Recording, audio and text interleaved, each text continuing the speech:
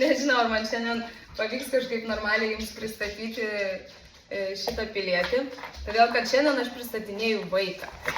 Ir nuoširdžiai kalbant, aš tikrai nemaniau, kad kažkada gyvenime aš turėsiu pristatinėti jauniklių šuniuką, todėl kad jie dažniausiai neužsibūna, o Migdolas kažkaip užsibuvo tai prieglaudai, nėra taip ilgai, yra gal apie mėnesį, bet jaunam šuniukui prieglauda nėra palankiausia vieta būti ir socializuotis, todėl mums jau čia atrodo užsibuvimas. Jisai gavo tų anketų ir pasiūlymų vykti į naujus namus, bet beveik visi jie, gal iš vis visi jie, siūlė aptvertą kiemą, didžiulę teritoriją ir, kaip mes supratom, daug laiko lakstyti tiesiog palaidam kieme. Šunys ne to ieško.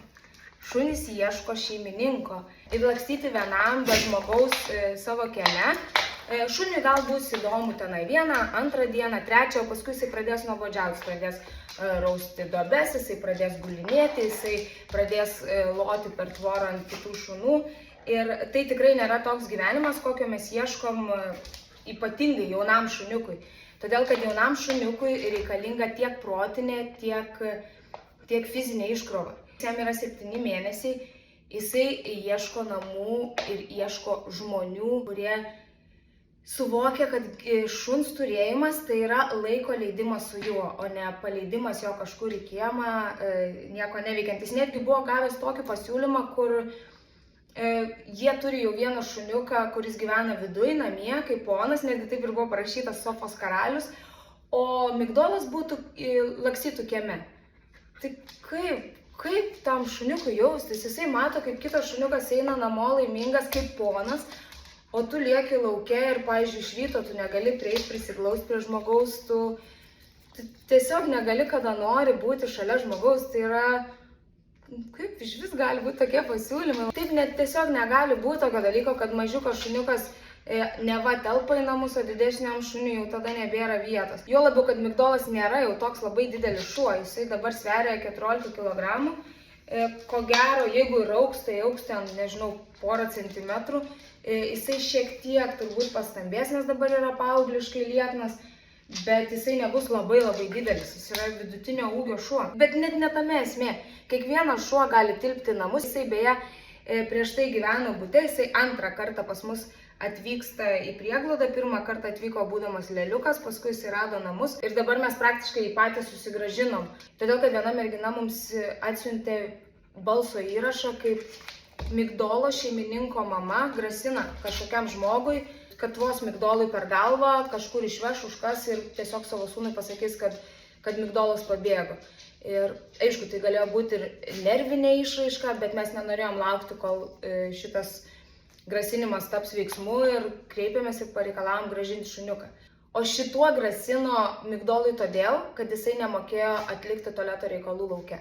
Tai čia yra tas dalykas, kurio jį reikės mokyti, bet tai yra toks dalykas, kurį bet kuris šuniukas gali išmokti, jeigu tik tai šeimininkas moko, jeigu ten neapsikrauna palutėm ir neparodo, kad galima reikalus atlikti ir namie ir lauke, tai pakankamai greitai tie šunys visko išmoksta, tai reikia tik tai įdėti į tą šiek tiek laiko ir jėgų. Kitas dalykas, ką reikės irgi mokyti Migdolo, tai nešokinėti ant galvos. Žinoma, čia yra visiškas vaikas, jam dar tas šokinėjimas ant galvos yra natūralus jo elgesys, bet geriau neskatinti to ir išmokyti. Aš esu tikra, kad jis išmoks, nes jisai iš tikrųjų labai imlus šuniukas, labai greitai pagauna. Jisai netgi kartais pats galvoja, ką reikėtų padaryti, kad gautų ten ar skanėstą, ar apdovanojimą.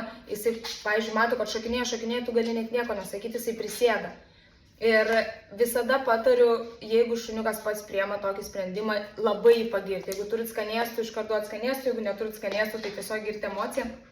Jam ir tas yra labai gerai, bet, na, aišku, kai jis yra ramus, tai geriau ramesnė emocija, aš to nelabai moku.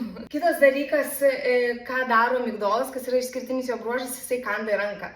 Bet, šitai. Bet čia yra tikrai, čia nei skaudus kandimas, nei kažkas tokio, nei agresija jokių būdų. Tai yra emocinis kandimas, kai būna, kai šunis pasilgsta, būna, kai susijaudina. Kažin, ar šitas dalykas bus išaugomas, pavyzdžiui, mano pačios šuo turi šitą savybę, man jinai nuoširdžiai kalbant patinka, mano mamytė irgi labai patinka, nes tai parodo, kiek šuo tavęs pasilgės. Tai yra neskaudu, jis tiesiog apžioja tą ranką ir taip daro, tai nereikėtų išsigąsti. Žinoma, jisai dar tamposi, jisai dar labai laksto, todėl kad tai yra jaunas šuniukas, tai yra mažas vaikas, kuris yra pilnas energijos ir tai yra labai labai normalu.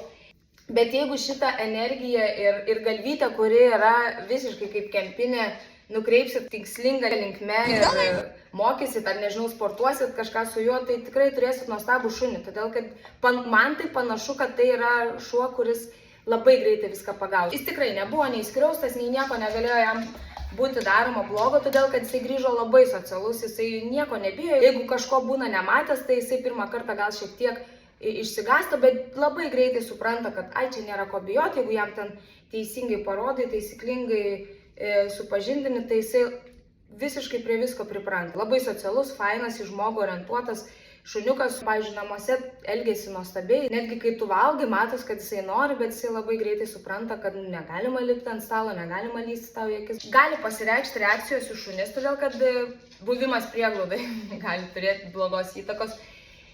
Tai su to reikėtų dirbti iškart, bet galbūt to ir nebus. Tai kad su šunimis jisai puikiai sutarė, su vienais labiau, su kitais mažiau, taip kaip ir mes, tai yra labai normalu.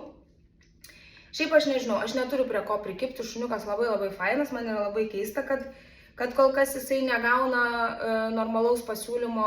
Iš tikrųjų būtų labai faina šuo žmonėm, kurie tikrai nori užsiimti su šuniu, kurie nori, tai nežinau, sportuoti. Jisai galėtų sportuoti, man atrodo, bet ką, nes vienas dalykas jis yra labai atletiško sudėjimo, kitas dalykas jisai tikrai turi daug energijos, kurią gali norėti kažkur išleisti. Nebekankindama jo, kad čia sėdėtų vietoj, noriu pasakyti, kad Migdolas yra labai fainas, jaunas 7 mėnesių šuniukas, kuris labai ieško šeimininko, šunininko.